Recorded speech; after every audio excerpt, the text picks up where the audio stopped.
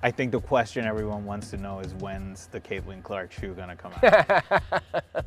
Well, that shoe's coming, and you know, we're going to continue to invest in our women's business. We've had a great response to the logo that we created for Caitlyn Clark. She's been a tremendous person to work with, and we want to make certain that we have everything from her logo to the product exactly the way that she wants it before we launch it. Hello guys, welcome back to TFD. Caitlyn Clark absolutely went off in her rookie season. I mean, she didn't just show up, she took over. And the whole time, one question kept popping into everyone's mind. Where is Nike in all of this? Why haven't we seen the big rollout? No major commercials, no signature shoe, no t-shirts, no merch drops.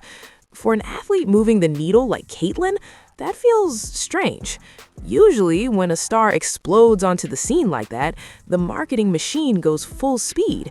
But with her, it's been quiet. Almost too quiet. Recently, Caitlyn talked about the creative process behind designing a shoe and how much goes into it. And that makes sense. You don't just slap a name on a sneaker and call it a day. There's vision, identity, long-term branding involved. So maybe that's part of the delay. But let's be real. With a company like Nike, it's never just about creativity. They're always thinking big picture. They might make it feel like the athlete is in control, but there's a larger strategy behind every move. We've already talked about how the WNBA has handled Caitlyn Clark. Now it feels like Nike is under the microscope too, and fans are watching closely. Okay, look here.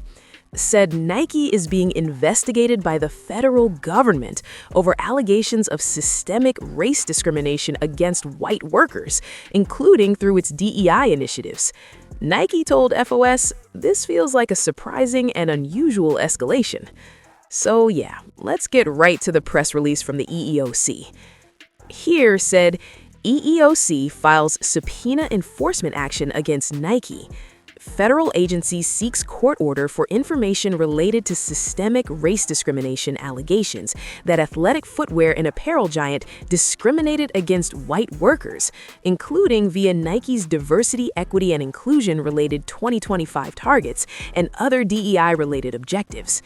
St. Louis, the U.S. Equal Employment Opportunity Commission, announced today that the federal agency filed an action in federal court to compel Nike to produce information related to allegations that the company discriminated against white workers, including as a result of Nike's diversity, equity, and inclusion-related 2025 targets and other DEI-related objectives.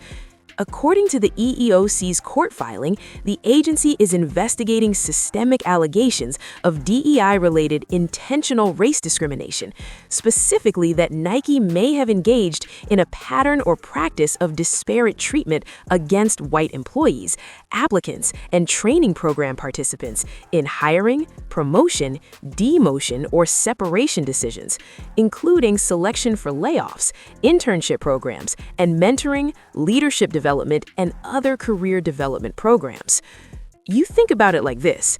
If these kinds of allegations are happening at the base level, the hiring level, the training level, the promotion level, then why would anyone believe it stops there? You don't think that same mindset could bleed into marketing too? Because marketing is still decision-making. It's still people in rooms saying, okay, this is who we push, this is who we hold back. So if you're telling me there's pressure around DEI initiatives internally, is it really that crazy to wonder if that affects who gets the spotlight? Like, yeah, she might be the biggest star, but we've got to put this person in front instead. Or we've got to put this shoe on the back burner and push this one instead. Slow sigh. Let's give them the benefit of the doubt on the shoe. Fine. Designing a signature line takes time, but does that explain why the merch took so long? Because now we finally have Caitlyn Clark merch. The hoodie, the sweater, the pants, the fleece. Yeah, super comfortable, good quality, nothing crazy, nothing groundbreaking, but it's solid.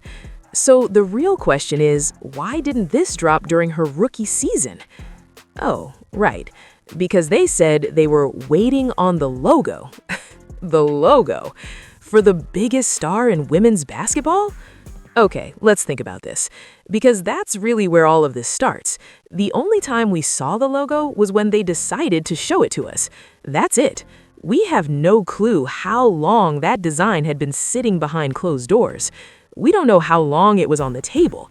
We don't know how many versions were floating around, or how long it was just hanging out in some internal folder until someone finally said, "All right, now we'll show her this."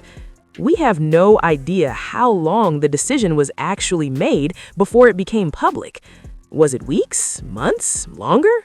We don't know. And that's the part that feels weird. Because after the logo, there was more waiting. Waiting and waiting and waiting. And then finally, the merch shows up. But here's the thing.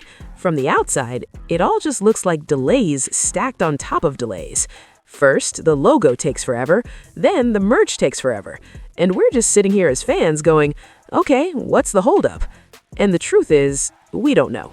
We don't know how long the logo existed. We don't know how long it was approved. We don't know how long it sat there before anything moved forward.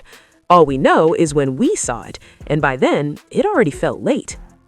Okay, here said, the EEOC's investigation and subpoena sought information, with some requests going back to 2018, including criteria used in selecting employees for layoffs, tracking worker race and ethnicity data, and information about 16 programs that allegedly provided race-restricted mentoring, leadership, or career development opportunities. When the company failed to produce all the information, the EEOC filed an enforcement action in federal court. We've been talking about this for quite some time, mainly concerning the WNBA, but now we see it show up in other places. Man, this is crazy. We never expected it to play out like this. When there are compelling indications, said EEOC Chair Andrea Lucas, the EEOC will take all necessary steps, including subpoena enforcement, to investigate. Title VII's prohibition of race-based employment discrimination is colorblind and requires protection of employees of all races. The EEOC filed the action in U.S. District Court in Missouri, and the EEOC is the sole federal agency authorized to investigate private sector employers for discrimination. Yada, yada, yada. Now, there's a chart floating around. Nike's U.S. workforce underwent dramatic shifts at every level. Net change in demographic makeup from 2020 to 2021. Source? Bloomberg News. Not Twitter, not rumors. Bloomberg. Executives, no change. Managers, no change. Professionals, no change. But when you get to the bottom roles, that's where things shift. You see the pattern? Because when movement only shows up at the bottom, not the top, that tells you something. So again, if this is happening at the base level, you don't think that same thinking carries into marketing, endorsements, who gets pushed? Because that's where the real power is. They can sign players to deals, sure, but they don't have to promote everyone equally. They can say, okay, you're locked in with us, but we'll just put you on the shelf, let you sit there, while they focus on other targets, other stories, other demographics. And again, benefit of the doubt on the shoe. But here's where it gets weird. You almost had to wait a year and a half just for a t-shirt. And when Caitlyn Clark's first Nike t-shirt drops, what is it? Just a list of records? 10 bullet points? That's the concept? From Nike? That felt lazy. Real lazy. Don't get me wrong, I've got some Caitlyn Clark merch over here. It's nice. Black one's heavy, gray one's lighter. Perfect for the Northeast. Quality's solid.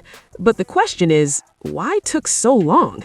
Because meanwhile, we've seen other WNBA stars get pushed hard out the gate.